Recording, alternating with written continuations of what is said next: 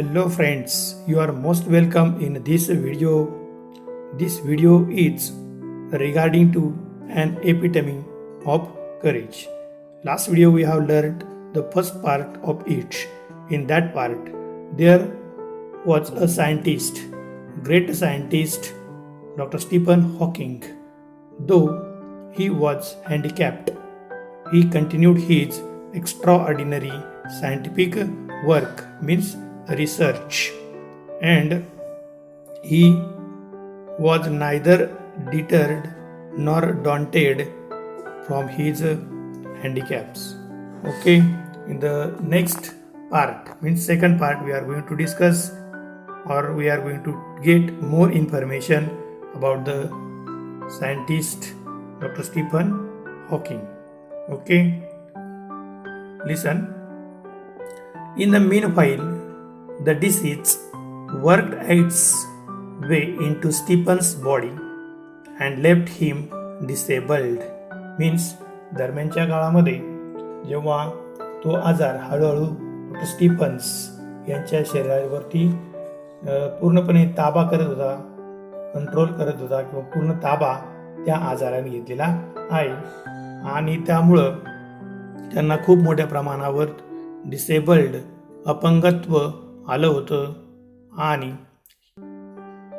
He began studying the concept of black holes to get his PhD. नंतर तरीही त्यांनी आपला PhD साठी जो विषय त्यांनी निवडला होता, ब्लॅक होल्स, कृष्ण विवर, या संकल्पनेवर त्यांनी अभ्यास करण्याचं काम मात्र त्यांनी सतत चालू ठेवलेलं आहे. ब्लॅक होल्स, कृष्ण विवर. Listen. A region of space having a gravitational field so intense that no matter or radiation can escape. म्हणजे गुरुत्वाकर्षण असलेल्या ताऱ्यांच्या स्फोटानंतर त्याच्या केंद्रस्थानी निर्माण होणारे आकाशातील विवर की ज्याच्यातून प्रकाश बाहेर पडू शकत नाही, या विषयावरती त्यांनी आपलं PhDचं अभ्यास सुरू ठेवलेला आहे. By this time he was confined to a wheelchair and was rapidly losing control of his hands and speech. नंतर confined means to be bound or limited, मर्यादा घालणे, अडकून पडली. नंतरच्या काळामध्ये जसं आजार वाढत गेला तसं ते स्वतःला त्या व्हीलचेअरमध्ये, म्हणजे रुग्णांच्या वाहतुकीसाठी जी व्हीलचेअर वापरली जातात त्या व्हीलचेअर ते अडकून पडलेले आहेत. And was rapidly losing control, आणि खूप वेगाने झपाट्याने त्यांचं ताबा, हातावरील ताबा असेल किंवा आपल्या स्पीच, वाणी किंवा बोलणं यावरचा ताबा ते वेगाने झपाट्याने त्यांचं कंट्रोल त्यावरती सुटत चाललेलं होतं. The study of black holes sparkled his imagination with bright ideas. ही संकल्पना जी आहे त्यांची, कृष्ण विवर, त्याचा अभ्यास करण्याची जी त्यांची आवड होती, त्या कल्पनाशक्तीमुळे जणू काही नवीन कल्पनांचे धुमारे फुटले होते किंवा नवीन आनंद त्यांच्या मध्ये शिरला होता की ज्याच्यातून त्यांना खूप मोठी प्रेरणा मिळाली. ते अपंगत्व विसरून नव्या जोमाने आपलं संशोधनाचं कार्य सुरू ठेवलेलं आहे. He made many epoch making statements that शुक इस्टॅब्लिश्ड थिअरीज. त्यांनी काय केले? Epoch making means of a great importance at a particular restricted time. त्या काळामध्ये जे काही सिद्धांत मांडले गेले होते त्या सिद्धांतांना हादरून टाकणारे असे काही युगप्रवर्तक विधानं त्यांनी केलेले आहेत. म्हणून त्याला म्हणतो आपण इपोक मेकिंग स्टेटमेंट्स, युगप्रवर्तन करणारी विधानं की ज्यामुळे शुक, शेकचा भूतकाळ, शुक हलणे, हादरून टाकणे, इस्टॅब्लिश्ड थिअरी, ज्या काही परंपरागत थिअरीज होत्या त्यांना स्थिर झाल्या होत्या, त्यांना हादरून टाकणारी विधानं डॉक्टर स्टीफन हॉकिंग यांनी केलेले आहेत. Scientist believe that the universe begin with a big bang. शास्त्रज्ञांचं असं मत आहे का विश्वाची निर्मिती किंवा विश्वाची जी सुरुवात झाली आहे ते एका प्रचंड विस्फोटातून झाले, खूप मोठा स्फोट झाला आहे की ज्याला आपण बिग बँग म्हणतो, आणि त्या बिग बँग मधूनच विश्वाची निर्मिती झाली आहे ही संकल्पना त्या ठिकाणी उदयास आली. म्हणून टू एक्सप्लेन दिस कन्सेप्ट, ही संकल्पना अधिक स्पष्ट करून सांगण्यासाठी Stephen invented what is known as Lie algebra. म्हणून ती संकल्पना अधिक स्पष्ट करण्यासाठी डॉक्टर स्टीफन हॉकिंग यांनी लाय अल्जेब्राचा शोध त्यांनी लावलेला आहे. Though confined to a wheelchair with no control over his body, save a finger and with a computer to help him express his thoughts. बघा, जरी त्या ठिकाणी कन्फाइन्ड अडकून पडली, जरी ते आपल्या त्या व्हीलचेअरवरती अडकून पडले असले, with no control over his body, आणि आपल्या शरीरावर त्यांचा अजिबात ताबा राहिलेला नाही. Save a finger and with a computer to help him to express his thoughts. मग आपल्या संगणकाच्या मदतीने ते आपले विचार अगदी व्यवस्थितपणे मांडू शकत होते. बघा, doctor Stephen Hawking is an authority on profound subject of science, म्हणजे विज्ञानातील जो प्रोफाउंड, डॉक्टर स्टीफन हॉकिंग हे अधिकारी होते on profound subject of science. Profound means अफाट, व्हेरी डीप, सखोल किंवा गहन असं आपण त्या ठिकाणी म्हणूया. त्या विषयावरती ते अत्यंत पारंगत होते. डॉक्टर हॉकिंग हे विज्ञानामधील अत्यंत गहन अशा विषयामध्ये अभ्यास करणारे एक अधिकारी आहेत असं त्या ठिकाणी म्हटलं जात आहे. Then a numerous honorary doctorates and awards have been bestowed on him. नंतर काय आले, bestowed on, granted as an honour, म्हणजे बहाल करणे, सन्मानित केले गेले. Numerous, a lot of, honorary, सन्माननीय, म्हणजे डॉक्टर स्टीफन हॉकिंग यांना अनेक पदव्या किंवा सन्मान, बहुमान देऊन सन्मानित केलं गेलं होतं. He is a fellow of the royal society and a member of the US national academy of science. म्हणजे बघा, त्यांना अनेक मान सन्मान बहाल केले गेले आहेत आणि द रॉयल सोसायटीचे ते फेलो आहेत, आणि त्याचबरोबर युनायटेड स्टेट्स ऑफ अमेरिका येथील नॅशनल अकॅडमी ऑफ सायन्स यांचे ते एक सदस्य सुद्धा आहेत. Next, in spite of being considered Einstein's equal in intelligence, doctor Hawking is a very humble man. बघा, या ठिकाणी कंपॅरिझन केले आहेत.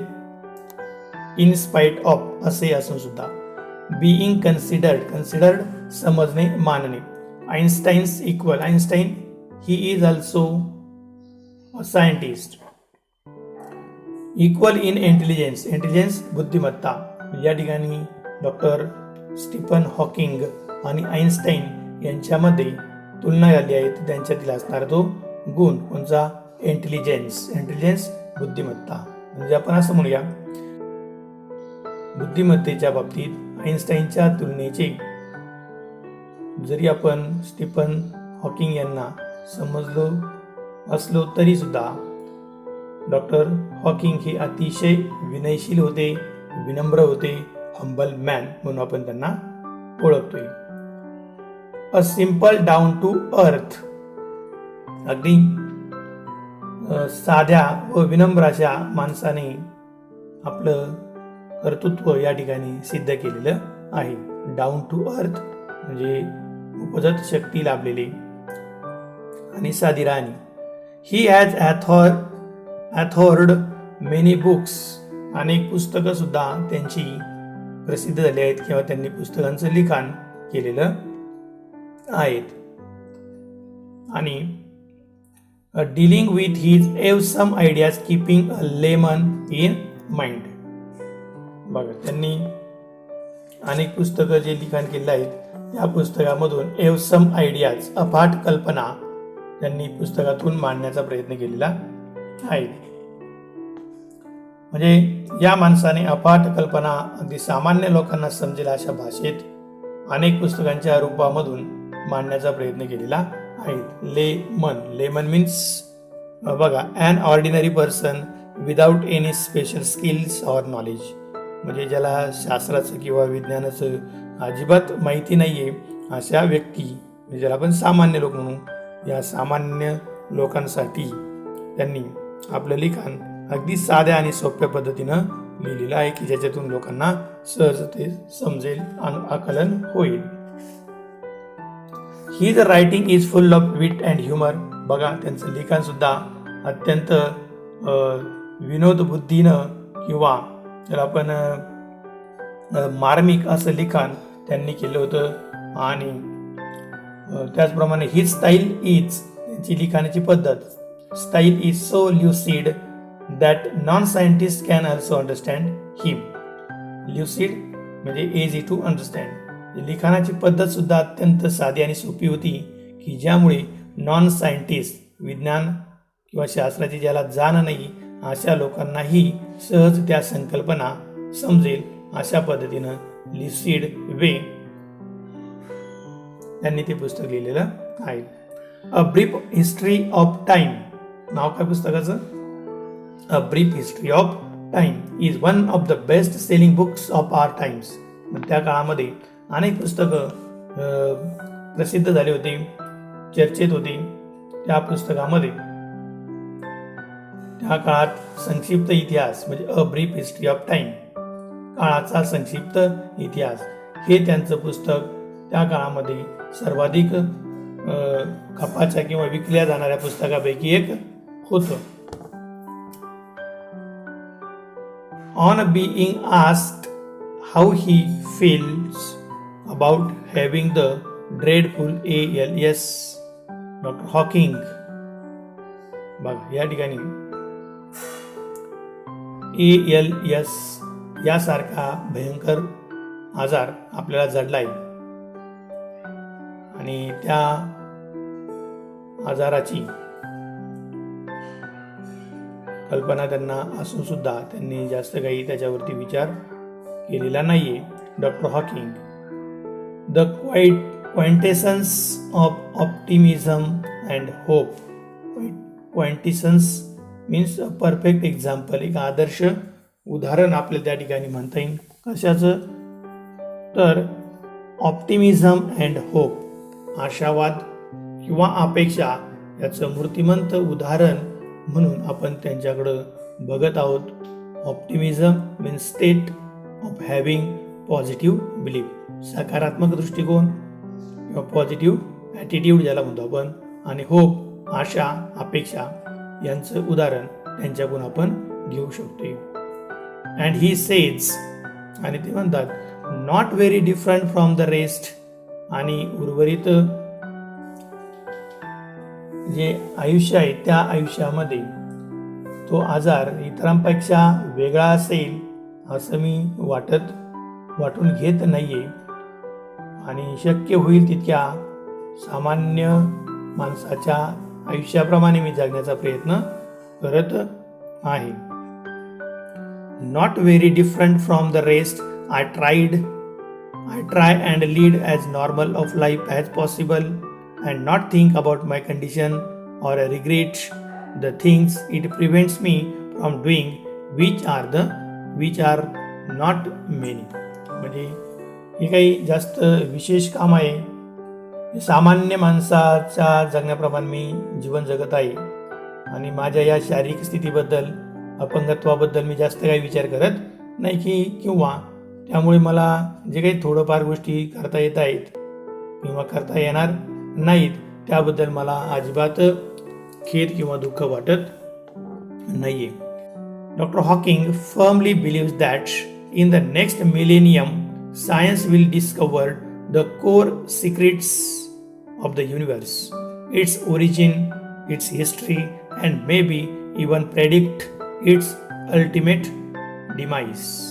बघा मित्रांनो, या ठिकाणी शेवटी डॉक्टर स्टीफन हॉकिंग आपल्याला सांगतात की हजारो वर्षामध्ये विज्ञानाला विश्वाची जी मूळ रहस्य उलगडता येतील किंवा विश्वाचा प्रारंभ कसा झाला, या पृथ्वीचा इतिहास काय आहे किंवा विश्वाची निर्मिती कशी झाली, कदाचित या विश्वाचा अंतिम किंवा शेवटसुद्धा होणार आहे किंवा तो कधी होणार याचंही भविष्य किंवा भाकीत सांगता येईल, असं डॉक्टर त्या ठिकाणी आपलं मत ठामपणे त्या ठिकाणी मांडत आहेत.